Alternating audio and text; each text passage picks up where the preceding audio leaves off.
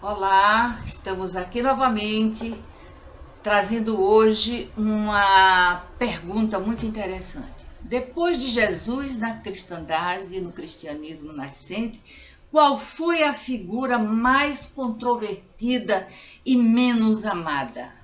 Mais discutida, porém menos amada?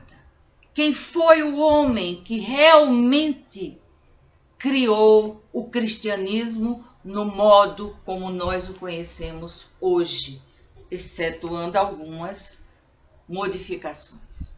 Mas antes de passarmos ao nosso estudo dessa série de sacros e profanos, não é? Nós vamos pedir uma coisinha a vocês.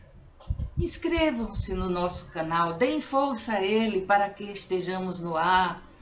Deem o seu clique, deem o seu like ou dislike, façam um comentário, os comentários ajudam muito. E não tenham medo de críticas, as críticas são sempre construtivas, desde que respeitosas.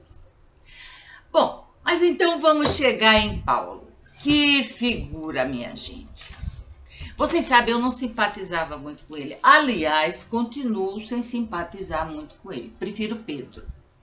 Tu és Pedro, e sobre essa pedra é Pedro que eu acho uma figura inigualável. Mas foi Paulo quem, vamos dizer, construiu o cristianismo como ele é, quem conseguiu realmente converter milhares de gentios, quem teve uma vida terrível de viagens, de perseguições, de ser espancado quase até a morte, de fugir das cidades dentro de um saco e jogarem ele por cima do muro e ele cair do outro lado para escapar da fúria dos pagãos, etc, etc. Mas nós nos perguntamos, será que existiu no cristianismo uma figura mais controvertida que ele? Dificilmente. Foi devido a uma nova compreensão das cartas de Paulo que Martinho Lutero fundou a Reforma Protestante. Isso para a gente ter uma ideia da capacidade desse homem. Igrejas de todo tipo discutem várias coisas acerca de Paulo até hoje.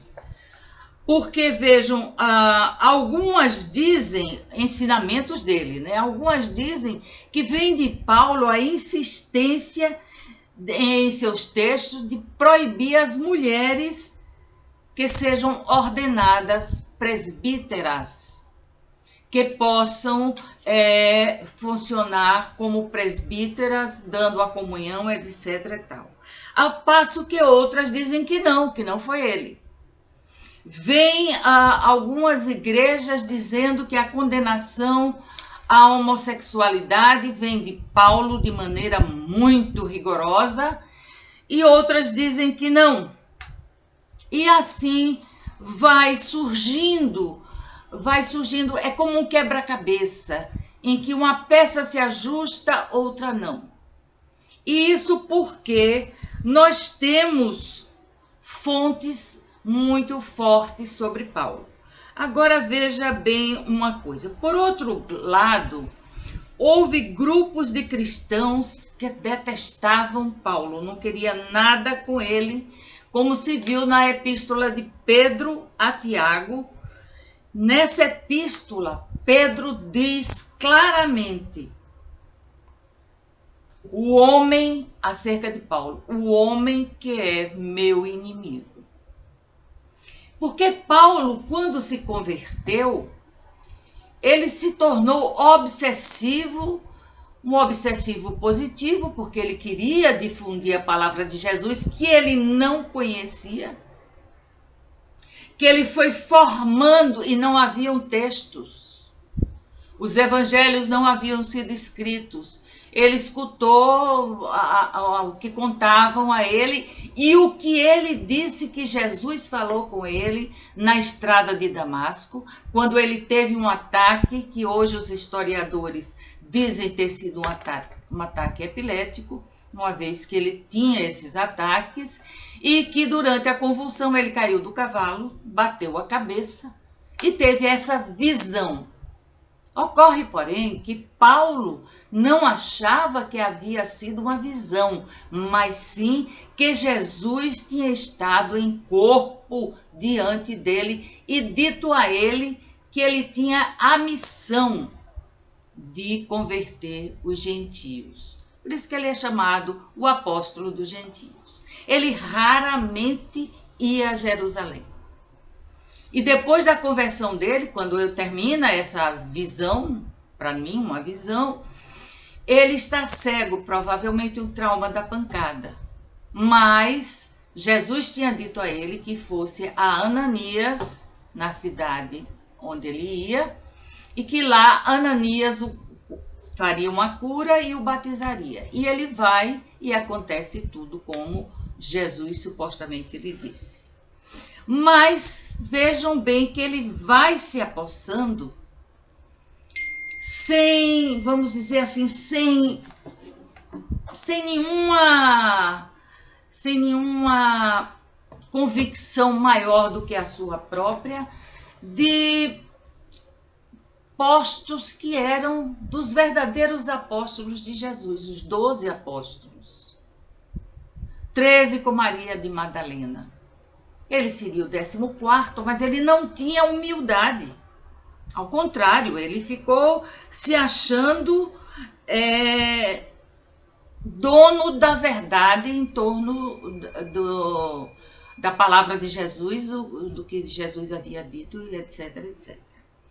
O que podemos dizer com certeza é que Paulo inspirava controvérsias, admiradores e pessoas que simplesmente o repudiavam.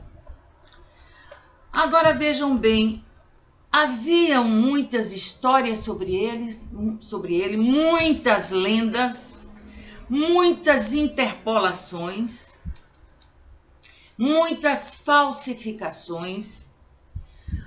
Eu não consegui encontrar aqui aonde, mais adiante eu digo a vocês que das 13 epístolas de Paulo, somente é considerada dele autêntica 6 ou 7, se não me falha a memória. As outras todas foram falsificações, não falsificações no sentido de querer dinheiro, não, dos seus próprios seguidores que pensavam ajudá-lo, etc. Aí nós nos perguntamos se essas falsificações conseguiram entrar no cânon estabelecido nas escrituras séculos depois. Conseguiram, sim. Porque as observações, os estudos e as pesquisas em torno desses textos não eram feitos por historiadores, pesquisadores, com vamos dizer, as condições que nós temos hoje. Eram feitas por pessoas que queriam fortalecer a religião nascente. E é na época de Paulo que começa o nome cristianismo como a doutrina do Cristo, né? E dali em diante passa-se a chamar cristianismo. A figura antigamente do humilde Pedro e seus apóstolos era um peixe.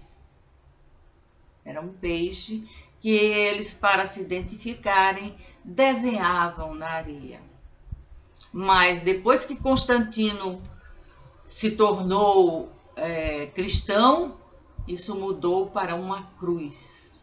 Agora vocês imaginem que na Bíblia judaica, na Torá, uma pessoa que houvesse sido suspenso de uma árvore, uma madeira qualquer, era considerado deserdado do reino de Deus. E Paulo teve que convencer que, no caso de Jesus, isso tinha sido uma glorificação.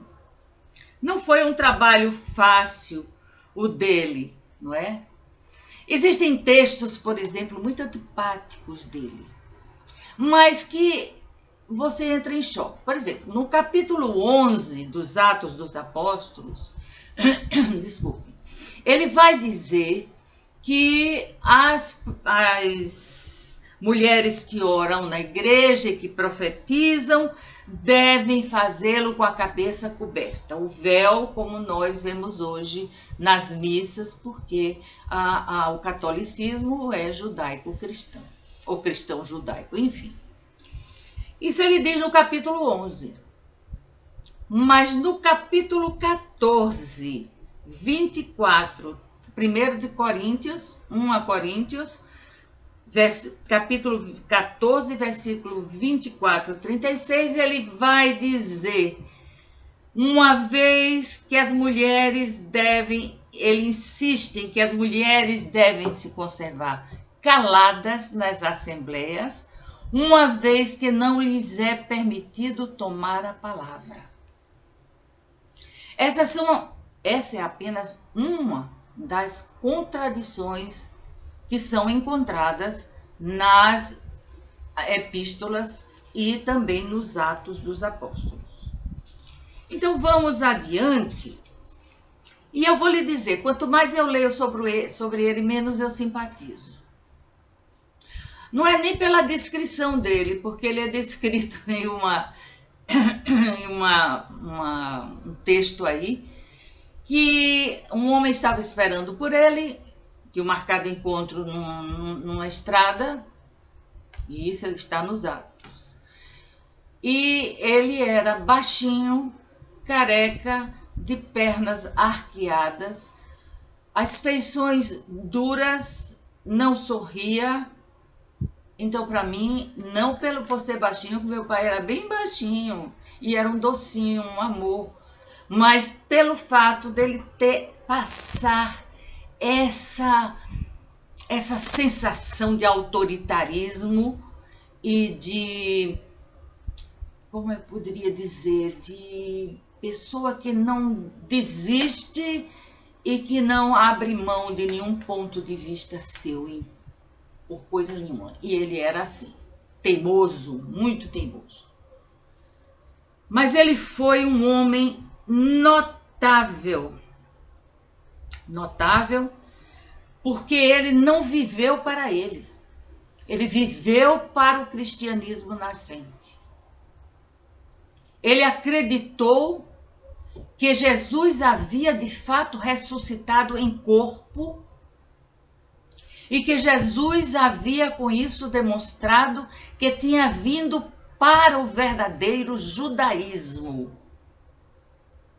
Paulo em nenhum momento abandonou o judaísmo para ser cristão. Não havia na cabeça dele isso, mas havia que ele estava criando o judaísmo como ele devia ser, segundo as palavras de Jesus. Esse texto é bastante complexo, porque essas contradições entre as cartas dele e a biografia dele, por assim dizer, nos Atos dos Apóstolos, mostram dois Paulos completamente diferentes. Esse livro é bem longo, bem cheio de aprendizados, de instruções, e a gente tem que procurar, temos que, como que assim, garimpar textos dele. Mas eu estou procurando aqui, outra coisa que eu gostaria de dizer sobre Paulo, é que ele não era um judeu de Jerusalém. Não. Ele era um judeu da diáspora. Vocês sabem, diáspora significa dispersão. Então, ele não aprendeu hebraico, ele não aprendeu aramaico, a língua de Jesus. Ele falava grego e ele falava hebraico, mas não aramaico. E os apóstolos falavam aramaico. Então, ele chega como um estranho ali. Ele vai muito poucas vezes a Jerusalém porque ele e Tiago, o irmão mais velho, o irmão maior de Jesus, Tiago maior, não se simpatizavam. Tiago não gostava dele, juntamente com Pedro. Mas Pedro era de uma humildade tão grande que Pedro curva a cabeça a Paulo para que a história de Jesus, o messianismo de Jesus continue. E Paulo, há um trecho aqui que eu estou procurando, em que Pedro diz umas verdades a Paulo, porque Paulo queria, e realmente ele conseguiu, que os gentios não se circuncidassem. Esse ponto foi um ponto polêmico e no qual eu digo que Deus deu sabedoria a Paulo, porque se eles exigissem que os gentios se circuncidassem, eles não teriam convertido como converteram. Então ele argumenta com Pedro, Pedro era a favor da circuncisão, mas Paulo argumenta com Pedro que não estão tentando fazer novos judeus, mas sim os seguidores de Jesus, os seguidores do Cristo. Então, vocês vejam que a ideia de ressuscitação não era comum aos judeus da época de Paulo. Aliás, não se encontra a ideia de ressurreição em nenhuma parte da Bíblia hebraica. E eu catei Bíblia e procurei, e, olha aqui, fui, tenho várias Bíblias ali, realmente não há.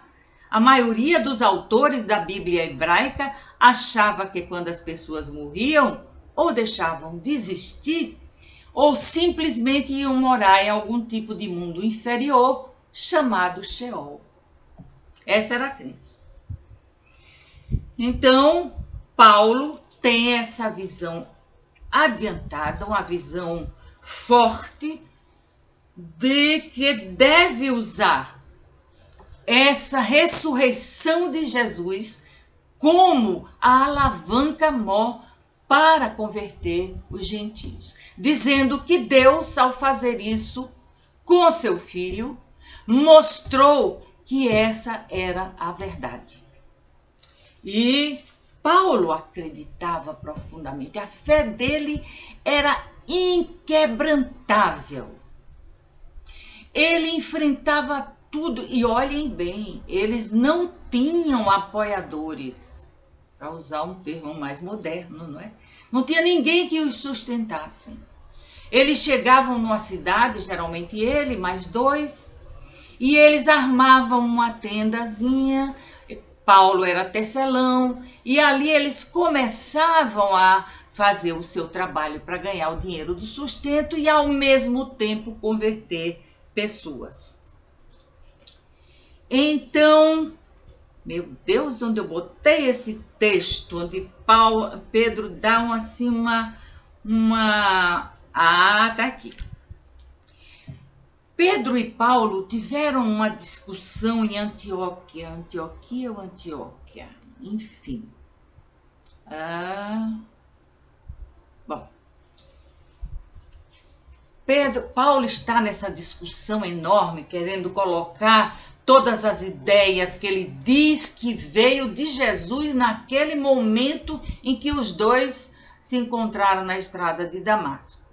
E Paulo diz, e Pedro vai dizer com uma fina ironia: e se nosso Jesus surgiu para ti e se deu a conhecer em uma visão enquanto eras seu inimigo e estavas repleto de rancor, falou contigo, porém apenas por visões, sonhos ou revelações externas.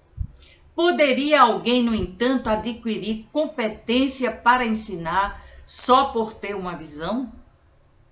Se tua opinião é de que isso é possível, por que então nosso mestre passou um ano inteiro conosco que estávamos acordados? Como podemos crer em ti, mesmo se ele tiver aparecido para ti? Mas se recebeste mesmo a visita dele durante 1 hora, e recebeste instruções dele, e portanto te tornaste apóstolo, sede amigo dos apóstolos dele, e não me combatas, eu que sou firme como uma rocha, a pedra sobre a qual se edificou a igreja.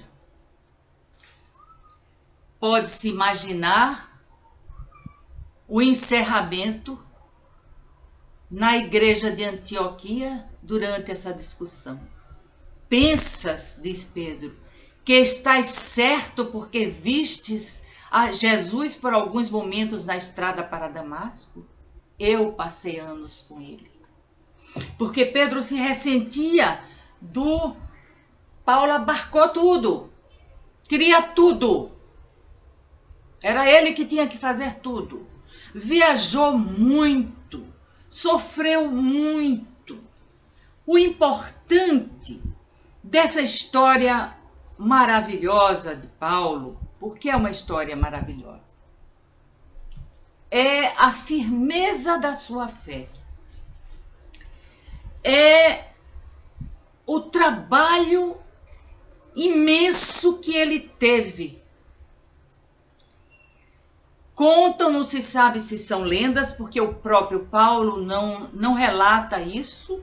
Ele é humilde, mas em Atos, Lucas expande isso, dizendo que o poder de Paulo para operar milagres se torna tema de lendas. Que ressuscitou mortos, que curou pessoas picadas de cobra, que, enfim, que fez uma série de coisas. E o episódio com o leão. Então ele começa a divulgar essa coisa da volta de Jesus. Porque Paulo era apocalíptico. Alguns de vocês aqui já leram o Apocalipse. É um horror. Para mim, é um livro assustador. Poderia ter sido escrito por Stephen King. De tão assustador que é. E eu não creio no susto como protótipo de fé, como restaurador de fé, como uma alavanca para a fé.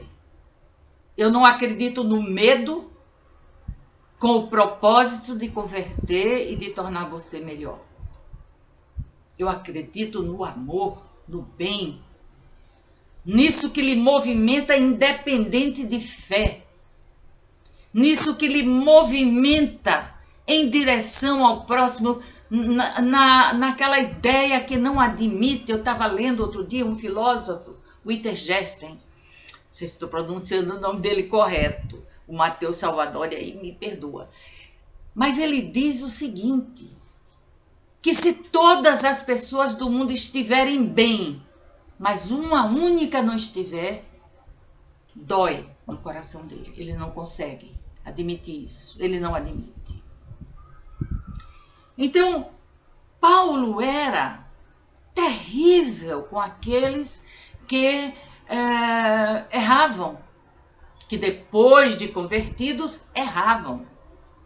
As exigências eram tantas que ele convidava os casais a viverem como irmãos, a não terem mais relações, para serem puros, para encontrarem a Deus. Então veja esse trecho aqui, o que ele diz, o que ele exige para que a pessoa seja um cristão verdadeiro. Felizes os puros de coração, porque verão a Deus. Felizes aqueles que mantiverem casta a carne, pois se tornarão um templo de Deus. Felizes os que se autocontrolam, pois Deus falará com eles. Felizes os que renunciaram a este mundo, pois eles serão agradáveis a Deus.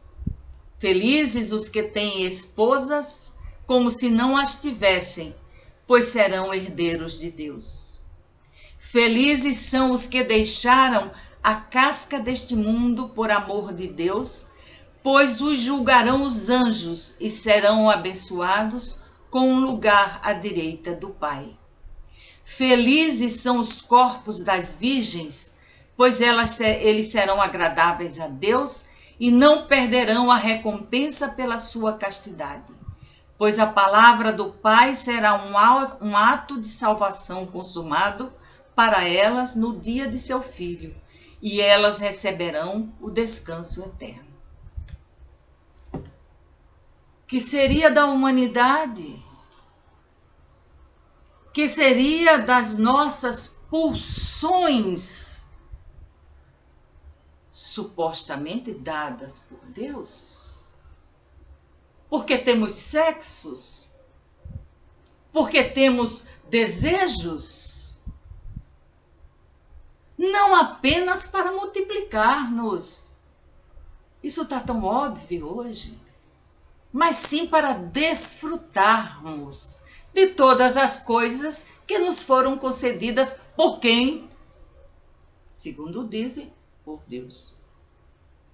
E aí vêm os seus acólitos, preocupados principalmente com a questão do sexo. Nada de alegrias, nada de prazeres, nada de aventuras, nada de sonhos adolescentes tão ricos, tão lindos, tão maravilhosos. Nada. Sacrifícios, castigos, punições para matar o desejo, né? Açoitarem-se, cilícios e outra série de aberrações que nos causam pasmo até hoje. Mas será que Jesus trouxe esse tipo de mensagem? Bom, seja como for, Paulo venceu. A igreja, o catolicismo, o cristianismo, o catolicismo especialmente, é Paulo e não Jesus. Jesus é, vamos dizer assim, a figura da proa, mas é dentro do navio que Paulo governa. Se eu estiver errada, amores, me perdoem. Já disse que amo vocês. Espero que vocês tenham gostado. Deixe seus comentários. Eu realmente gosto de conversar com vocês, de responder e de ver as dúvidas. Vocês me dão muitas luzes, fiquem sabendo. Então, não esqueçam de inscrever-se lá, de dar o seu clique para eu saber se vocês estiveram aqui ou não. E até a próxima, assim nos permita o universo.